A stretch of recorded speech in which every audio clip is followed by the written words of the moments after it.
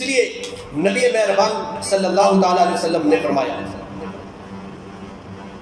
فرمایا قال النبی صلی اللہ تعالی علیہ وسلم لا يستقيم ایمان عبد حتى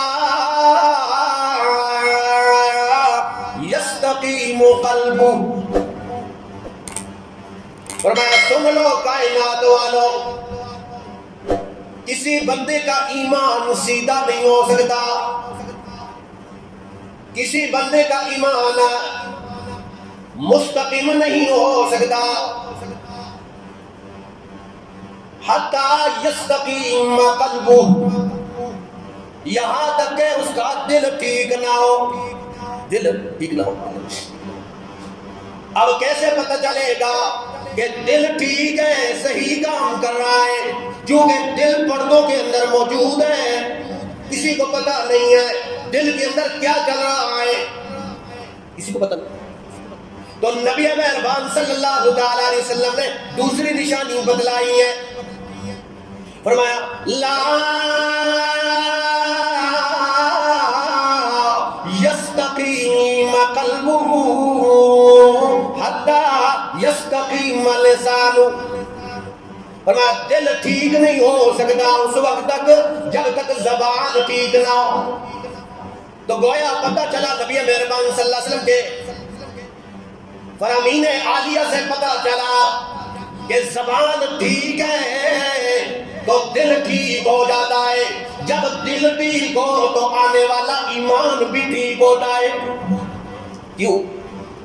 ایک برتن ہے، اگر برتن کے اندر تو خالص دودھ ڈالتا ہے، خالص دودھ ڈالتا ہے، اگر وہ برتن ہی گندا ہو، ناپاک ہو، تو آنے والا ایمان، آنے والا جو دودھ ہے وہ بھی ناپاک ہو جاتا ہے. اس لیے برتن کا صاف ہونا لازمی ہے. ایمان ٹھیک نہیں ہو سکتا جب تک دل ٹھیک نہ ہو، اور جب تک دل ٹھیک نہ ہو اس کا پتہ یہ چلے گا کہ زبان ٹھیک ہو. زبان ٹھیک ہوگی تو دل ٹھیک ہوگا، دل ٹھیک ہوگا تو آنے والا ایمان بھی ٹھیک ہوگا. اس حدیث کی تائید کے لیے لقمان حکیم رحمہ اللہ تعالیٰ علیہ السلام، بعض کے نزدیک ولی تھے اور بعض کہتے ہیں نبی. کسی دور کے اندر غلام ہوا کرتے تھے. مالک نے کہا اے لقمان بکری ذبح کرو. بکری ذبح کی گئی. جسم کے اندر سب سے بہترین چیز جو ہے اسے کاٹ کے لاؤ، ہم خود کھائیں، باقی صدقہ کر لو. لقمان حکیم علیہ السلام نے زبان کاٹی، دل نکالا اور پیش کر دیا اور باقی صدقہ کر دیا. کچھ عرصہ گزرا، مالک نے پھر کہا اے لقمان بکری ذبح کرو. بکری ذبح کی. اب جسم کے اندر سب سے گھٹیا جو چیز ہے، سب سے کم تر جو چیز ہے وہ کاٹ کے لاؤ. اور کاٹی کاٹ، وہی زبان کاٹی، وہی دل نکالا اور پیش کر دیا. مالک نے کہا لقمان بات سمجھ نہیں آئی. جب کہا جسم کے اندر سب سے اعلیٰ چیز لاؤ تو یہی زبان تو نے لائی ہے، یہی دل نکال کے لایا ہے. اور جب کہا گھٹیا چیز لاؤ، یہی زبان کاٹی ہے، یہی دل نکالا ہے اور پیش کر دی. گویا جسم کے اندر سب سے اعلیٰ چیز بھی یہی ہے اور گھٹیا چیز بھی یہی ہے. اس کا کیا رات؟ لقمان حکیم علیہ السلام کے الفاظ سونے کے پانی سے لکھنے کے قابل. فرمایا مالک اگر یہ دونوں ٹھیک ہو جائیں، دونوں ٹھیک ہو جائیں تو اللہ کی قسم ہے جسم کے اندر اس سے بہترین چیز کوئی نہیں ہے. اور اگر یہ نافرمان ہو جائے تو اللہ کی قسم ہے جسم کے اندر اس سے گھٹیا چیز بھی کوئی نہیں ہے. تو زبان دل کی ترجمانی کرنے والی ہوتی. نبی مہربان صلی اللہ علیہ وسلم نے فرمایا دو چیزوں کی ضمانت مجھے دے دو، اضمن لہ الجنہ، میں اللہ کا نبی تمہیں جنت کی ضمانت دیتا ہوں، دو رانوں کے درمیان میں شرمگاہ کی مجھے ضمانت دے دو، اور دو جبڑوں کے درمیان میں زبان کی مجھے ضمانت دے دو، تو میں اللہ کا نبی تمہیں جنت کی ضمانت دیتا ہوں۔ یہی چیزیں ہیں جو نافرمانی کی طرف لے جاتی، یہی زبان ہے۔ نبی مہربان صلی اللہ علیہ وسلم یہ زبان جنت میں بھی لے جاتی ہے، یہ جہنم میں بھی لے جاتی ہے۔ تو نبی مہربان صلی اللہ علیہ وسلم نے فرمایا ایمان سیدھا نہیں ہو سکتا جب تک دل ٹھیک نہ ہو، دل ٹھیک نہیں ہو سکتا جب تک زبان ٹھیک نہ ہو۔ تو دل کے اندر قساوت قلبی، دل سخت ہو رہی ہے، نہ اللہ کا قرآن اثر ہو رہا ہے، نہ دین کی نصیحت کی بات اثر کرتی ہے۔ یہ کیا وجہ ہے؟ یہ قساوت قلبی میں مبتلا ہے۔ اللہ کریم نے فرمایا ثم قست قلوبكم من بعد ذلك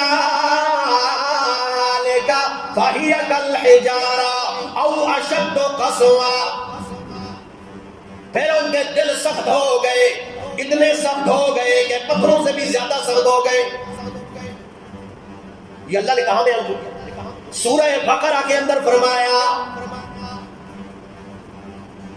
جب اللہ نے ایک واقعہ کی طرف اشارہ کیا، فرمایا وَإِذْ قَتَلْتُمْ نَفْسًا فَادَّارَأْتُمْ فِيهَا وَاللَّهُ مُخْرِجٌ مَا كُنتُمْ تَكْتُمُونَ۔ اللہ نے ایک واقعہ کی طرف اشارہ کیا، بنی اسرائیل کے اندر ایک بندہ قتل ہو گیا، امیر کبیر آدمی تھا، مال دولت والا تھا، قتل ہو گیا، اس کے قاتل کا پتہ نہیں چل رہا تھا۔ سارے مل کے موسیٰ علیہ السلام کے پاس آئے کہ آپ اللہ کے پیغمبر ہیں، ہم آپ پر ایمان لائیں گے، اس وقت آپ کے نبی ہونے کا اقرار اس وقت کریں گے جب اللہ سے پوچھ کر بتلاؤ اس کے قاتل کا، یہ قاتل کون؟ وہ آلات تو جو موجودہ دور کے اندر وہ تھے نہیں، کسی نے اس امیر کبیر کو قتل کر دیا رات میں، پتہ ہی نہیں چلا۔ اب کوئی غریب ہوتا تو اس کا تو کوئی پتہ نہیں تھا، اس کے بارے میں کون پوچھتا ہے؟ وہ تھا امیر کبیر، پیسے اور روپے والا، قتل ہو گیا، آ گئے، کہا اے اللہ کے نبی آپ اللہ سے پوچھ کر بتلائیں کہ اللہ ہمیں بتلائیں اس کے قاتل کون ہے، تب ہم آپ پر ایمان لائیں گے۔ اب اللہ کے انعام کتنے اس پہ گزرے بنی اسرائیل والوں، پھر بھی ایمان کے لیے شرط لگا رہے ہیں۔ اللہ نے فرمایا وَظَلَّلْنَا عَلَيْكُمُ الْغَمَامَ وَأَنزَلْنَا عَلَيْكُمُ الْمَنَّ وَالسَّلْوَىٰ، اللہ نے ان پہ بادلوں کا سایہ کیا اور انہیں من اور سلوے عطا فرمائے، اور بھی بہت سے انعام کیے اللہ کی طرف سے، فرعون کی غلامی سے نکالا، پانی کی ضرورت پڑی اللہ نے پتھروں سے 12 چشمے جاری کر دیے، اور فرعون کی غلامی سے بھاگ گئے تھے، راستے میں دریا آیا، اللہ نے دریا کو سمیٹ دیا، 12 راستے بنا دیے، یہ انعام تھے اللہ۔ پھر بھی ایمان کے لیے شرط لگا رہے ہیں کہ ہم آپ کا ایمان تب لائیں گے جب آپ قاتل کا پتہ بتلائیں نا۔ آج یہی بات ہے، دین کو ہم نے اپنے مقصد کے لیے تو استعمال کرتے، جب ہمارے مقصد کا نہیں ہے تو دین کو ماننے کے لیے تیار نہیں، دین پہ عمل کرنے کے لیے تیار نہیں ہے۔ اب ان کی مقصد بنا تو آگے اللہ کے انعام کو نہیں دے گا، اللہ کے فضل کو نہیں دے گا، رحمت کو نہیں دے گا۔ اس لیے اللہ نے فرمایا نا ثم قست قلوبكم من بعد ذلك فهي كالحجارة او اشد قسوة، اللہ نے ان کے دل سخت کر دیے، اتنے سخت کر دیے کہ پتھروں سے بھی زیادہ سخت کر دیے۔ کہا جی قاتل کا پتہ بتلائے نہیں، اللہ نے فرمایا قاتل کا پتہ تو بتلاؤں گا، لیکن تمہاری اندر کی جو خرابی ہے وہ بھی میں جانتا ہوں۔ وہ کیا ہے؟ کہ بچڑے کو الہ بنایا ہوا ہے، اس کی محبت تمہارے دلوں میں راسخ ہے۔ اس لیے شرط یہ لگا رہا ہوں فَقُلْنَا ضَرِبُوهُ بِبَعْضِهَا كَذَلِكَ يُحْيِي اللَّهُ الْمَوْتَى وَيُرِيكُمْ آيَاتِهِ لَعَلَّكُمْ تَعْقِلُونَ۔ اللہ نے فرمایا گائے ذبح کرو۔ مفسرین کا ایک ٹولہ یہ کہتا ہے کہ یہ اشارہ ہے گائے کے ذبح کرنے کا، گائے کے ذبح کرنے کی طرف اشارہ ہے کہ گائے کو ذبح کرو۔ اسے ماقبل جو رکوع ہے اس کے اندر ہے، انہوں نے کہا تھا کہ ہم آپ پر ایمان تب لائیں گے کہ جب اللہ کو ہمارے سامنے آپ لے آئے۔ اللہ نے عذاب نازل کیا، 70 آدمیوں کو اللہ نے وہیں پہ مار دیا اور ان کے جسموں کو آگ لگ گئی۔ پھر اللہ نے دوبارہ زندہ کیا، اللہ کا فضل۔ پھر اللہ کریم نے کہا گائے ذبح کرو۔ اب دین کے اندر حجتیں، اللہ کے احکام میں حجتیں، دل نہیں مانتا تھا، کیونکہ دل میں وہ چور تھا، وہ قساوت قلبی تھی، دین پر عمل کرنے کا ارادہ نہیں تھا۔ اللہ نے کہا گائے ذبح کرو۔ انہوں نے کہا گائے ہونی کیسی چاہیے، اس کی عمر کیسی ہونی چاہیے، وہ کس قسم کی ہونی چاہیے؟ اللہ نے فرمایا فَذَبَحُوهَا وَمَا كَادُوا يَفْعَلُونَ۔ وہ سوال کرتے رہے، اللہ کہتے لگاتا چلا گیا، وہ کہتے رہے کیسی ہونی چاہیے، اللہ نے کہا ایسی ہونی چاہیے، عمر کیسی ہونی چاہیے، اللہ نے عمر بھی بدلا دی ہے، اللہ اس کا رنگ کیسا ہونا چاہیے، اللہ نے رنگ بھی بدلا دیا۔ سوال کرتے گئے، اللہ کہتے لگاتا چلا گیا۔ اللہ نے فرمایا انہوں نے قتل کو، انہوں نے ذبح تو کیا، فَذَبَحُوهَا، اس گائے کو ذبح کیا، لیکن وَمَا كَادُوا يَفْعَلُونَ، اس طرح کرنے والے وہ نہیں تھے، دل میں ارادہ نہیں تھا۔ یہ کہتے تھے کہ چلو جی ہم ایسے ہیلے بہانے تلاش کریں گے تو اللہ کہے گا چلو جی رہنے دو، کوئی بات۔ زیادہ سوال سے مفسرین نے فرمایا بچنا چاہیے، عمل پہ زور دینا چاہیے۔ اب قساوت قلبی ہی ہے۔ ایک مفسرین کا ایک طبقہ یہ کہتا ہے کہ یہ اللہ کریم کی طرف سے حکم تھا کہ گائے ذبح کرو۔ اب گائے ذبح کی گئی، بڑی مشکل سے، ان شرائط کے ساتھ وہ گائے ملتی نہیں، ایک یتیم بچوں کی وہ گائے ملی، ساری شرائطیں اس کے اندر پوری تھی۔ اب اس کی شرط یہ تھی پہلے تو کے اندر میں بیچنا نہیں، بڑی مشکل سے منایا، کہا ایک ترازو میں گائے کو رکھو اور دوسرے ترازو میں سونا اور چاندی رکھو، تب یہ دوں گا۔ اب حکم تو اللہ کا تھا، ورنہ عذاب آنے لگا، مجبوری انہوں نے وہ گائے ذبح کی۔ اللہ کریم نے فرمایا فَقُلْنَا ضَرِبُوهُ بِبَعْضِهَا كَذَلِكَ يُحْيِي اللَّهُ الْمَوْتَى۔ فرمایا اللہ کریم نے فرمایا گائے ذبح کرو گے، اس کا ایک ٹکڑا اس مردے کے ساتھ لگاؤ گے تو اللہ مردے کو زندہ کر دے گا، اللہ مردے کو زندہ کر دے گا اور اٹھ کر وہ اپنے قاتل کا پتہ بتلائے گا۔ ایک منٹ، کچھ مفسرین فرماتے ہیں کہ یہ واقعہ گائے کے ذبح کرنے کا بعد کا واقعہ ہے، اس کا اس واقعے کے ساتھ کوئی تعلق ہے۔ یہاں پہ حکم یہ ہے جب یہ کہنے لگے اے موسیٰ کلیم اللہ اپنے رب سے التجا کریں، دعا کریں کہ اللہ ہمیں اس کے قاتل کا پتہ بتلا دے، تو اللہ کریم نے فرمایا فَقُلْنَا ضَرِبُوهُ بِبَعْضِهَا، ایسا مقتول جو قتل ہوا ہے اس کے جسم کو آپس میں لگایا جائے، جسم کو آپس میں ٹکرایا جائے تو یہ زندہ ہو جائے گا۔ اور یہ بات سمجھنے کی ہے کہ یہ موسیٰ کلیم اللہ علیہ السلام کے دور میں یہ معجزہ تھا، نہ پہلے ایسے ہوا نہ بعد میں ایسا ہونے والا، یہ تو معجزہ ہے اور اسی وقت کے ساتھ خاص ہے کہ موجودہ دور کے اندر آج بھی کوئی کہے کہ جی مردوں کو زندہ کرنے کا آسان سا طریقہ جسم کو آپس میں ٹکرایا جائے، ایسے تھا نہیں۔ یہ تو اللہ کریم اس دور کے اندر نبی کی نبوت کو ثابت کرنے کے لیے یہ بطور دلیل پیش اب وہ آئے موسیٰ علیہ السلام کے پاس اور ایسے ہوا کہ آپس میں ٹکرایا جائے. جب ٹکرایا گیا وہ مردہ زندہ ہو گیا, اس پر بیٹھ گیا. کون ہے قاتل تمہارا؟ اس کا سگا بھتیجا جو وہاں پہ سب سے زیادہ رو رہا, قتل بھی کیا اور سب سے زیادہ رونے والا بھی. رات کو قتل کیا مال کی وجہ سے کہ پیسہ روپے والا ہے اور اولاد کوئی نہیں ہے اور وارث ایک بھتیجا ہی بیٹھا ہے. اب اس نے یہ کیا کہ چچا جان کو پھڑکا دیا رہا.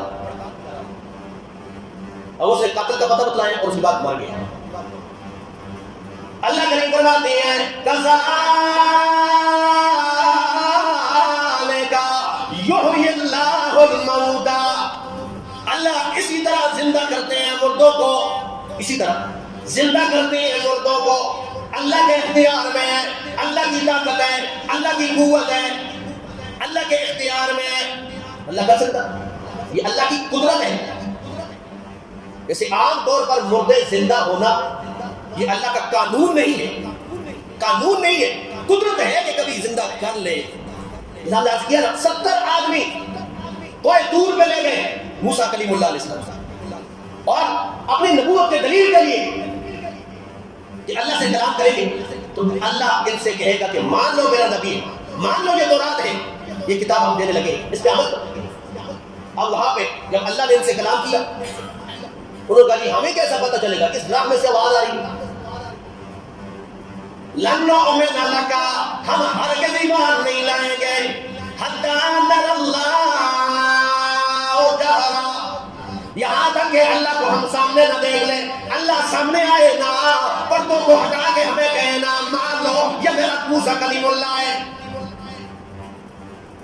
اللہ نے فرمایا جب یہ تقاضا کیا نا, اللہ کی طرف سے ایک آگ کا گولا آیا یا بات کہتے نور کی تجلی آئی, سب کے جسم جلنے لگ گئے, آگ لگ گئی اور ایک دوسرے کو دیکھ بھی رہے تھے کہ فلاں جل رہا ہے, فلاں مر رہا ہے, مرتے ہوئے جلتے ہوئے دیکھ رہے. اللہ نے فرمایا ثم بعثناکم من بعد موتکم لعلکم تشکرون, ہم نے پھر اٹھایا. موسیٰ کلیم اللہ علیہ السلام نے فرمایا اللہ یہ پہلے ہی نہیں مانتے ہیں, اب یہ میں قوم والوں کے پاس جاؤں گا.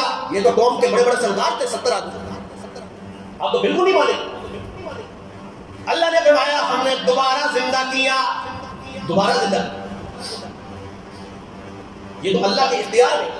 اللہ نے فرمایا وَيُرِيكُمْ آيَاتِهِ لَعَلَّكُمْ تَعْقِلُونَ, اور اپنی قدرت کی نشانیاں بتلائی ہیں. یہ قدرت کی نشانی تاکہ عقل مند لوگ مان لیں. یہ آیات بیان کرنے کے بعد اللہ کریم نے فرمایا ثم قست قلوبكم من بعد ذلك فهي كالحجارة او اشد قسوة, پھر ان کے دل سخت ہو گئے اس بات سے, حق کو ماننے سے دل سخت ہو گئے, اللہ کی قدرت کو نہیں مانا, رب کو نہیں پہچانا. اللہ نے فرمایا او اشد قسوة, ان پتھروں سے بھی زیادہ سخت ہو گئے. کیوں؟ اس وجہ سے کہ وَإِنَّ مِنَ الْحِجَارَةِ لَمَا يَتَفَجَّرُ مِنْهُ الْأَنْهَارُ, ایسے پتھر بھی ہیں کہ جو جن کے اندر سے پانی کے چشمے پھوٹتے ہیں, پانی نکلتا ہے. وَإِنَّ مِنْهَا لَمَا يَشَّقَّقُ فَيَخْرُجُ مِنْهُ الْمَاءُ, اور ایسے پتھر بھی ہیں جو پھٹ جاتے ہیں اور اس میں سے پانی نکلتا ہے. وَإِنَّ مِنْهَا لَمَا يَهْبِطُ مِنْ خَشْيَةِ اللَّهِ, اور ایسے پتھر بھی ہیں کہ جو گر پڑتے ہیں اللہ کی خشیت سے, اللہ کے خوف سے گر پڑتے ہیں. اب پتھروں کے اندر حیا موجود ہے, پتھروں کے اندر احساس موجود ہے, پتھروں کے اندر خشیت موجود ہے, لیکن انسان کے اندر خشیت پائی نہیں جاتی. اللہ نے فرمایا دیکھو نا یہ پتھر ہے جو اونچائی سے گر جاتا ہے, تم بھی یہ سمجھتے ہو, ہم بھی یہ سمجھتے ہیں کسی جانور کے پاؤں سے لگا ہوگا تب گر گیا ہے, ورنہ تو یہ بے جان ہے. یا کسی نے گرایا ہوگا یا ہوا کے ذریعے گر گیا. اللہ نے فرمایا نہیں نہیں نہیں, مجھ سے پوچھو نا میں بدلا ہوتا تمہیں. کہ وَإِنَّ مِنَ الْحِجَارَةِ، پتھروں کی قسمیں اللہ نے بیان کی ہے. جس پتھر کو ہم مثال دیتے ہیں کہ دیکھو جی اس کا دل اتنا سخت ہے پتھر کی طرح ہے، اللہ نے فرمایا پتھروں کی مثال ان کے ساتھ ذکر کرنے کی ضرورت نہیں ہے، کیونکہ پتھر ایک بے جان اللہ کی مخلوق تو ہے لیکن اس میں بھی احساس پایا جاتا ہے. کچھ پتھر اس میں سے پانی نکلتا ہے، کچھ پھٹ جاتے ہیں پانی نکلتا ہے، کچھ اللہ کی خشیت سے گر جاتے ہیں. فرمایا اللہ کی قدرتوں کو دیکھ کر پھر بھی تم ماننے کے لیے تیار نہیں، دل سخت ہو گیا، پتھروں سے بھی زیادہ سخت ہو. پتھروں کے اندر عقل نہیں ہے، شعور نہیں ہے. اللہ نے آپ کو عقل دیا، علم دیا، انسان بنایا، اور اللہ کی قدرتوں کو دیکھ کر بھی ایمان نہیں لاتے، اللہ کی وحدانیت کو مانتے نہیں. تو یہ اللہ کریم نے ان آیات میں بیان کیا. تو دل سخت ہونے کی یہ علامات ہیں کہ احساس ختم ہو جائے اور اللہ کی طرف سے آیات بینات اس پر ایمان نہ لایا جائے، نہ مانا جائے. جس طرح حدیث شریف میں آتا ہے نبی اللہ صلی اللہ علیہ وسلم نے پوچھا گیا، اے اللہ کے نبی صلی اللہ علیہ وسلم، کون افضل ترین انسان ہے؟ کون افضل ترین انسان ہے؟ ای الناس افضل ترین انسان کون سا ہے؟ تو نبی علیہ صلی اللہ علیہ وسلم نے فرمایا کل محموم القلب، ہر محموم القلب انسان. اور دوسرا صدوق اللسان، زبان کا سچا انسان. صحابہ کرام نے پوچھا اے اللہ کے نبی صلی اللہ علیہ وسلم یہ محموم القلب کیا ہے؟ تو نبی علیہ صلی اللہ علیہ وسلم نے فرمایا هو التقی النقی لا اسم فیہ ولا بغی ولا غل ولا حسد. فرمایا محموم القلب انسان وہ ہے کہ جس کے دل میں اللہ کا خوف موجود ہو، اللہ کا خوف موجود ہے، اور لا اسم فیہ اس میں گناہ والا کوئی عمل موجود نہ ہو، ولا بغی اور نہ ہی اس کے اندر ظلم اور زیادتی کا میزش پائی جائے، ولا غل اور نہ ہی خیانت کا عمل پایا جائے، ولا حسد اور نہ ہی اس کے اندر حسد موجود ہو. ایسا انسان سب سے افضل ترین انسان ہے کہ دل بھی پاک، سوچ بھی پاک، نظریہ بھی پاک. نبی علیہ صلی اللہ علیہ وسلم نے فرمایا خیر الناس ما ينفع الناس، بہترین انسان تم میں وہ ہے جو لوگوں کو فائدہ دے. اور وہ آدمی میری امت میں نہیں ہے لا ایمان، لا یؤمن من سلم المسلمون من لسانہ ویدہ، کہ جس کی زبان سے ہاتھ پاؤں سے دوسرا مسلمان محفوظ نہ رہے وہ میری امت میں نہیں ہے. لا یؤمن ایماندار نہیں ہے، ایمان کی دولت کے پاس نہیں. تو دلوں کو سخت کرنے والے یہ عمل ہے کہ دلوں کے اندر قدورتیں ہو، ظلم اور عداوتیں ہو، دشمنی ہو، حسد ہو. یہ اعمال ہے دلوں میں کساوت پیدا کرنے کی، اور کساوت پیدا ہو گئی تو فرمایا دل ٹیڑھا ہو جاتا ہے، نافرمانی پہ آ جاتا ہے، اور پھر آنے والا ایمان بھی فائدہ مند نہیں ہوتا. اللہ سے دعا ہے اللہ ہمیں قرآن سنت کی سچی تعلیمات پہ عمل کی توفیق نصیب فرمائے. وآخر دعوانا الحمدللہ رب العالمین.